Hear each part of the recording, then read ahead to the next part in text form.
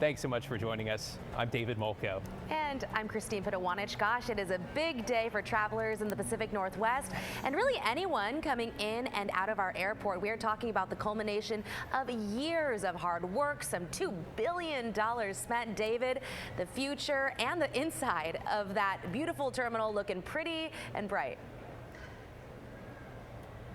Yeah, the future is now, Christine. $2 billion, a decade in the making here. Amazing is one way of putting it. You know, one of the architects, he said in his words, it looks better with people, because we can talk about the roof, we can talk about the trees, we can talk about the upgrades, the carpet, the art that's everywhere. But if you don't have people, if you don't have Portlanders, if you don't have the 50,000 plus passengers with smiles on their faces, you don't have everything. And you know what? We just finished the Olympics, and based on the feedback we're hearing today, I have no doubt that Portland, for a city of its size, would be on that podium or at the very top here on day one. But you don't have to take my word for it. Ashley Grams is down on the floor. She's been talking to passengers all day. So Ashley, what's the verdict so far? Right, David, so many people walking in today telling me they had no idea that this new main terminal was going to be open after a few years of construction. It's really a welcome surprise. A lot of people stopping just to take it in, of course, with their eyes and also with their phones. Instead of rolling down the hall, racing to the gate or the ticket counter, it's nice to look at it. It's amazing. Some passengers took a moment to look up. Honestly, the ceilings are beautiful. I mean, we feel almost outdoors, right? The timbered roof inside the new terminal at Portland International Airport, certainly eye-catching. It's just open and airy and not congested or claustrophobic at all. Rick Leverance says the layout and live trees are not at all like his home airport back in Boston. You've flown to a lot of airports. Yeah. Where's this one rank? Top, right at the top. United Airlines pilot Brian Buck says it's just got that Oregon feel. I've been waiting to see this thing unveiled, and it's impressive. I like it. There's this really nice earthy element to it. It's that Pacific Northwest vibe.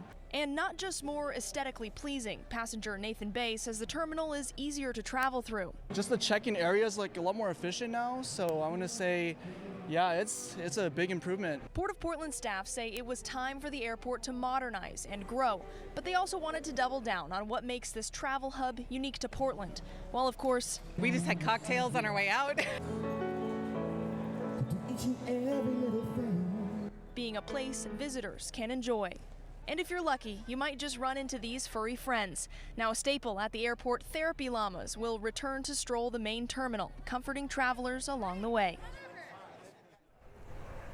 Now here's the thing, you actually don't have to be flying out to check it out. So everything we just showed you, including this beautiful roof, these live trees, these shops on my right and my left here, you can actually come in and just walk through. So if you don't have weekend plans, this might be the way you can spend it. David? Yeah, and Ashley, I don't know if you said a real Oregon feel or smell, but if it was feel, by the way, thank you. There's also the smell, because some people have been saying they can smell those 9 acres of Doug fir overhead. I mean, it is mass timber, it is engineered, but if that's the vibe that people are getting right here, that's great. Okay, a little bit of a reality check here. There are going to be growing pains. There will still be lines at security. It's pretty quiet right now. We're going to talk about that a little bit later in the show. I did hear at least one person saying, I don't know where I'm going. And you know what? We're going to help you out with that. Coming up from Check-in Islands, no, not like Maui and Kauai, the actual islands, though you might catch a flight there, to the return of the Concourse Connector.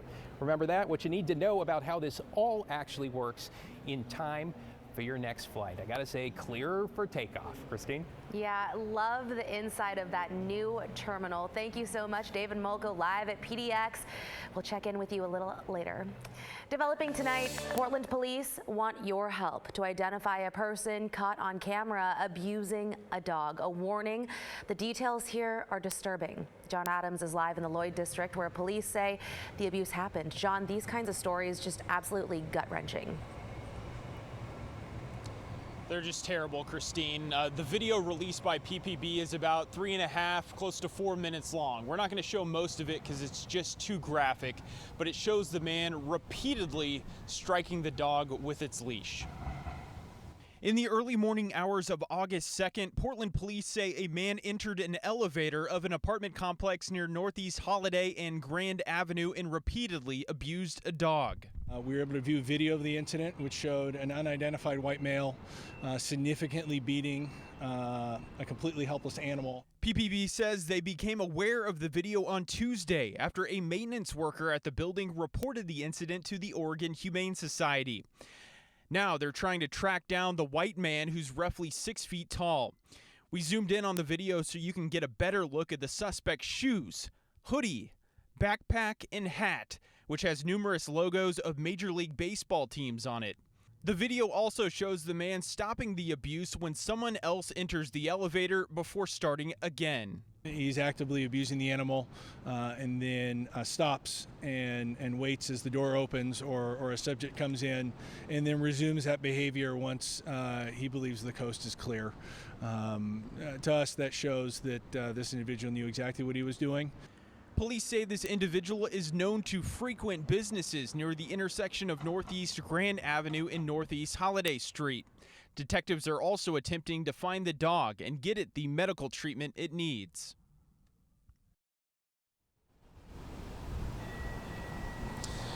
Well, and again, detectives with Portland Police urge anyone that knows who this man is to contact them. Christine. Yeah, I hope police get some tips. Thank you so much, John. Now to some of the other headlines that we're following for you tonight. A man who went on a deadly stabbing spree in Beaverton back in 2019 will spend the rest of his life in prison. A judge sentenced Salvador Martinez Romero this week for killing a 72-year-old woman and injuring 3 others. Police say Martinez Romero was high on meth when he robbed a bank, stole 2 cars, and stabbed a total of 4 people. We spoke with the 72-year-old woman's granddaughter when all of this happened. She always made sure everybody was taken care of for herself, always, always, always. But I don't know, it just doesn't seem real until you see it in person, you know. Martinez Romero will have to serve a minimum of 30 years before he's eligible for parole. On the Oregon coast, rescuers saved a man who fell into the ocean at Devil's Churn south of Yachats.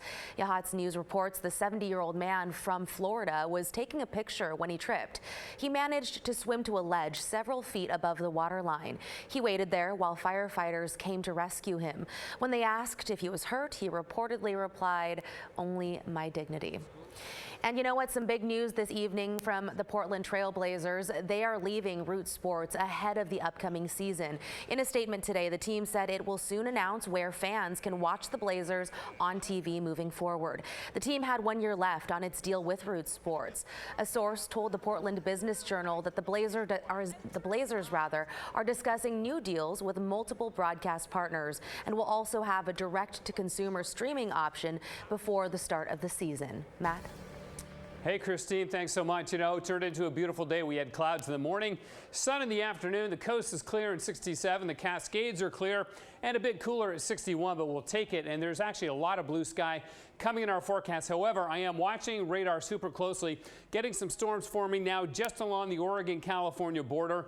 We'll get a few more overnight tonight, but several more actually in eastern and central Oregon tonight. And this poses a problem for fire weather concerns because these will be high-based thunderstorms that produce lightning, but not much, if any, rainfall. That increases the odds that you get new fire starts. So we'll be keeping a close eye on radar all night long. So for the valleys, though, great. The next couple of days, clouds in the morning, sun in the afternoon, probably just sunny on Friday. But Saturday, we get into the act with potential showers and thunderstorms coming to western Oregon. I'll show you why in a bit. Christine? Okay, thank you so much, Matt. The track and field community in Gresham is mourning the loss of a longtime custodian who worked for the Centennial School District for more than 30 years. Earlier this week, Joe Mallon died after recently retiring. As Joe Ranieri reports, the friendships he created over the years left a lasting impact on many track athletes. Friendships can be created just about anywhere and at any time.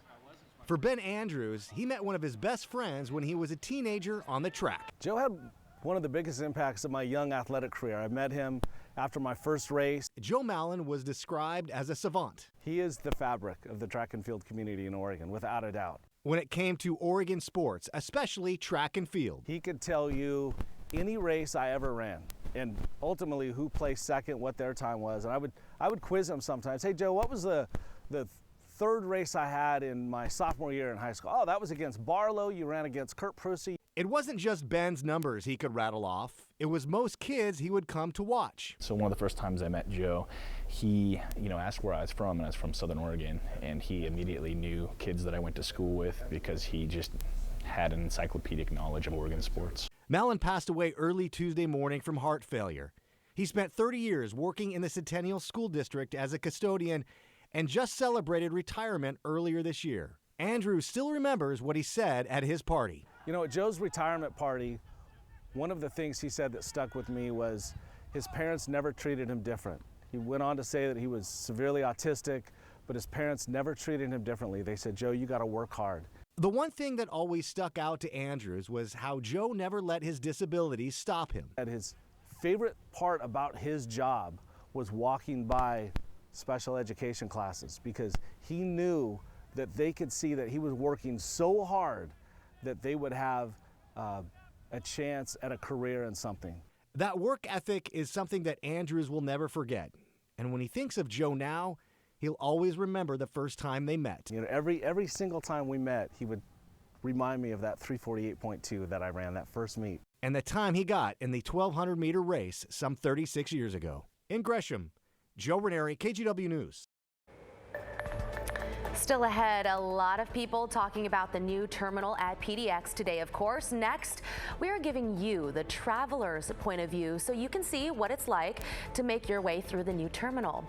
And we'll leave you with this view from the airport as we head to break. We are back live at PDX in just a few minutes.